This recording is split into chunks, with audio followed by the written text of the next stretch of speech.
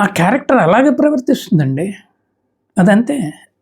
ఇంకోలా ఉండదు, ఉండలేదు కూడా. ఎందుకంటే దాని తత్వమే అంత. మరి నువ్వేం చేయాలి? శాస్త్రాలు చెప్తూనే ఉన్నాయండి. ప్రకృతి చాలా బలమైనది అని. అంటే ఇక్కడ ప్రకృతి అంటే స్వభావం అన్నమాట. సో ప్రకృతిలో ఉన్న జీవులన్నీ కూడాను బలమైనవి. చాలా రేర్‌గా తమ స్వభావాన్ని మార్చుకుంటాయి అని. భగవద్గీత కూడా ఏం చెప్తుందంటే ప్రకృతిం యాంతి భూతాని అని. ప్రతి జీవి తన స్వభావం ప్రకారమే ప్రవర్తిస్తుంది అని చెప్పేసి. స్పిరిచువల్‌గా కనుక వెళ్ళినట్లయితే నీ కర్మను అనుభవించడానికి ప్రత్యేకమైన స్వభావంతో ఈ భూమి మీదకి వస్తావు. కానీ భగవంతుడు అవకాశాలు ఇస్తూ ఉంటాడు. అవకాశాన్ని అందిపుచ్చుకుంటే నువ్వు నీ స్వభావాన్ని మార్చుకునే అవకాశం కూడాను ఉంటుందన్నమాట. సింపుల్ ఉదాహరణ అండి. కుక్క మురుగుతుంది, పాము కాటు వేస్తుంది, అగ్ని కాలుస్తుంది. మరి ప్రకృతిలో వాటి స్వభావాలు అంతే కదా మరి. అవి మార్చుకుంటాయి, వాటి స్వభావాన్ని మార్చుకో. అట్లాగే మనం కూడాను, అంటే ఇతరులు కూడాను వాటి స్వభావాన్ని వాళ్ళు మార్చుకోలేరండి. కాకపోతే ఏంటంటే మన స్వభావం ఏమిటి అన్నది మనకి మనమే నిర్ణయించుకోవాలి. ఇలా లేకపోతే హింసపడేది మనమేనండి.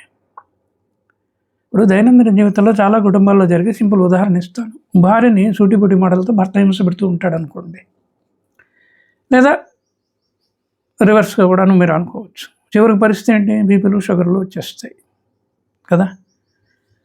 ఆ పరిస్థితి అలాగే కనుక కొనసాగినట్లయితే 40 నుంచి 45 యూనిట్ల ఇన్సులిన్ కూడాను తీసుకోవాల్సిన పరిస్థితి వస్తుంది. సో ఇక్కడ హింస పెడుతున్న వ్యక్తిని, అతని స్వభావాన్ని కనుక సరిగా అర్థం చేసుకోలేకపోతే చివరికి కిడ్నీలు కూడాను పడైపోయే అవకాశం ఉంటుందండి. నేనేమంటానంటే అంతవరకు వేచి ఉండాలా? వేచి ఉండక్కర్లేదండి. అతని స్వభావాన్ని కనుక నువ్వు ఎంత తొందరగా అర్థం చేసుకుంటే నువ్వు అంత తేలిక పడిపోతావు, నువ్వు అంత ప్రశాంతతకు లోనవుతావు. ఇక్కడ ఒక విషయాన్ని గమనించాలి. జనాలు హింస పెడుతూనే ఉంటారు, తప్పు పడుతూనే ఉంటారు, విమర్శిస్తూనే ఉంటారు. కానీ మనకంటూ కొన్ని బాధ్యతలు ఉంటాయి కదా. ఆ బాధ్యతల్ని అలా చేసుకుంటూ పోవటమేనండి. ఎందుకంటే బాధ్యతల నుంచి కనుక దూరంగా జరిగితే హింసపడేది మనమే.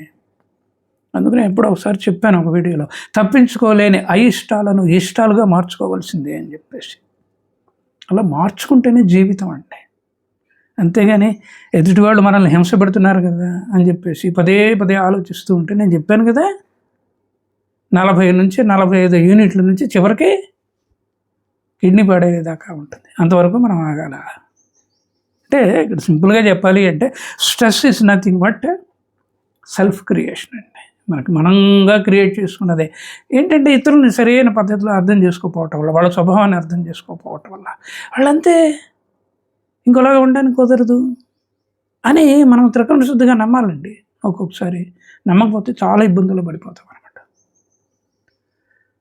అట్లాగే మనుషులుగా మనం మన పూర్తి స్వభావాన్ని పక్కన పెట్టకూడదండి.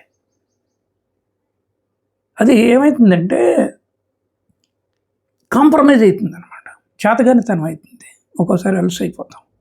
మనకంటూ ఒక స్వభావం ఉంది కదా, ఆ స్వభావాన్ని మనం మెయింటైన్ చేస్తూ పోవాలి. అంతే తప్ప ప్రతిదానికి బాధపడుతూ ఉండకూడదు.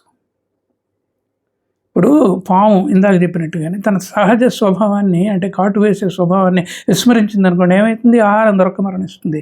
అస్తిత్వం కాపాడటం కోసం అప్పుడప్పుడు అది బుస కొడుతూ ఉండాల్సిందే. మనం కూడాను అంతే.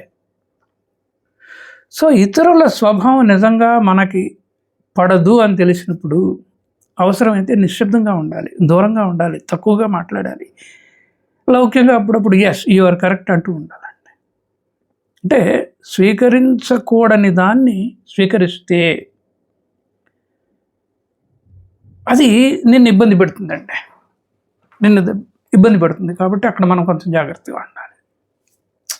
ఇప్పుడు మనుషులు 3 రకాలండి. కొంతమంది మారుతారు, కొంతమంది నెమ్మదిగా మారుతారు, కొంతమంది అసలు మారరు కదా. ఈ తేడాన్ని కనుక మనం తెలుసుకోగలిగితే మనం జ్ఞానులమేనండి. హాయిగా ఉంటాం, సంతోషం మన సొంతం అవుతుంది అనమాట. తెలుసుకోలేకపోతే ఇందాక చెప్పాను కదా, 45 నుంచి 50 వరకు ఇన్సులిన్ యూనిట్లు తీసుకోవాల్సి వస్తుంది.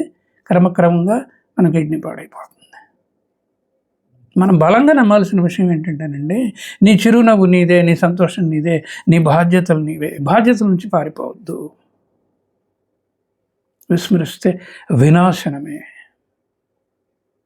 చివరిగా ఒక మాట చెప్పి ముగిస్తానండి. అదేంటంటే, మనం అందరినీ మార్చలేమండి. అసలు ప్రపంచంలో కొంతమంది ఎప్పటికీ మారరు. కాబట్టి ప్రతి పోరాటంలో దిగాల్సిన అవసరం లేదు. నీ స్వభావాన్ని నిర్ణయించుకోవాల్సింది నువ్వే. ఇతరులు ఎట్టి పరిస్థితుల్లో నిర్ణయించరు. వాళ్ళు మారరు అని తెలుసుకునే లోపలే మన జీవితం ముగిసిపోకూడదండి. స్పందనకు ప్రతిస్పందన ఉండాలి. అది హుందాగా ఉండాలి, అంతే. మామూలుగా కుటుంబంలో భార్య, భర్త, పిల్లలు ఉంటారు. వీళ్ళ సైకాలజీలు అప్పుడప్పుడు బాగా క్లాష్ అవుతూ ఉంటాయి. అలా క్లాష్ అవుతున్నప్పుడు తెలివైన వాళ్ళు ఏం చేస్తారంటే, అవన్నీ పట్టించుకోకుండా వాళ్ళ బాధ్యతల ప్రకారం అవి చేసుకుపోతూ ఉంటారు. ఉదాహరణకి భార్య ఉందండి, వంట చేయాలి, ఇల్లును చూసుకోవాలి, నిశ్శబ్దంగా చూసుకుంటూ ఉంటుంది, అంతే. ప్రతిఘటన ఇవ్వదు. ఎందుకంటే ఆమెకు బాగా తెలుసు వీళ్ళు మారరు, అంతే. కానీ నా బాధ్యతను చేసుకుంటూ పోతాను. ఎప్పుడైతే ఆ మహాతల్లి, ఆ మాతృశక్తి తన బాధ్యతను నిశ్శబ్దంగా చేసుకుంటూ పోతుందో అప్పుడు జనాలు ఆలోచనలు పడతారండి. ప్రతిఘటిస్తే ఏమవుతుందంటే వాళ్ళు వాళ్ళని కాపాడుకోవడానికి ఆలోచిస్తూ ఉంటారన్నమాట. మాది కరెక్ట్ అని చెప్పడానికి ప్రయత్నిస్తూ ఉంటారు, అంతేనండి. అంతకంటే లేదు. ఒక్కొక్కసారి నిశ్శబ్దానికి మించిన హుందాతనం లేదండి. ఇంతేనండి వీడియోల సంగతి. ఎందుకంటే వెళ్ళలేదు. ఇంకొకసారి వినండి, మీకు బాగా అర్థమవుతుంది అనమాట. మన ఆరోగ్యాన్ని మనం కాపాడుకోవాలి అంటే మనల్ని మనం అర్థం చేసుకుంటూ, మన స్వభావం తెలుసుకుంటూ, ఇతరులను కూడాను అర్థం చేసుకుంటూ ఉండాలి. వాళ్ళ స్వభావం కూడాను తెలుసుకుంటూ ఉండాలి. దీనికి కొంత నిశ్శబ్దం అవసరం అండి. 1 సంవత్సరమో, 2 సంవత్సరాలు, 3 సంవత్సరాలు కాలాన్ని కేటాయించాలి. అలా కేటాయించినప్పుడు మనకు రూట్ మ్యాప్ తెలిసిపోతుంది. ఉంటానండి. నమస్కారం.